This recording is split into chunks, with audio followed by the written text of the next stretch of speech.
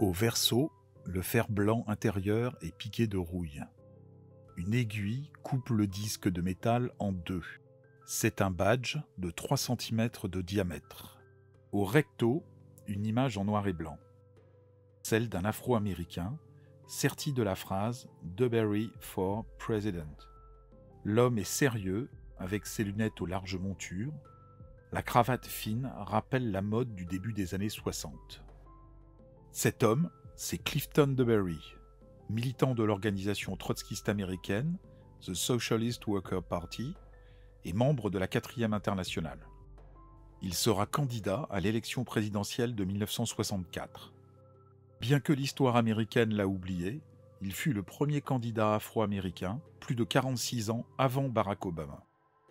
Au lendemain de la guerre de sécession, en 1865, l'esclavage est aboli et la loi proclame l'égalité raciale. Mais les braises du racisme sont encore chaudes et embrasent le sud des États-Unis.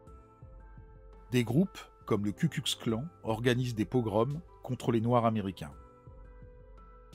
En 1877, les lois Jim Crow sont promulguées, instaurant la ségrégation des personnes racisées à tous les niveaux de la société.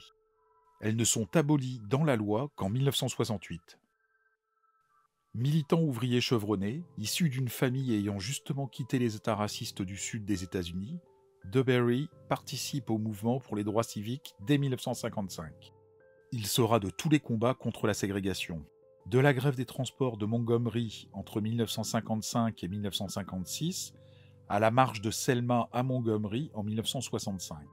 Le SWP a obtenu 32 000 voix, soit 0,05% des suffrages.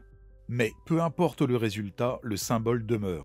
Clifton DeBerry et le SWP ont participé en précurseurs à la lutte des Noirs américains pour leur émancipation, dans la rue mais aussi dans les urnes.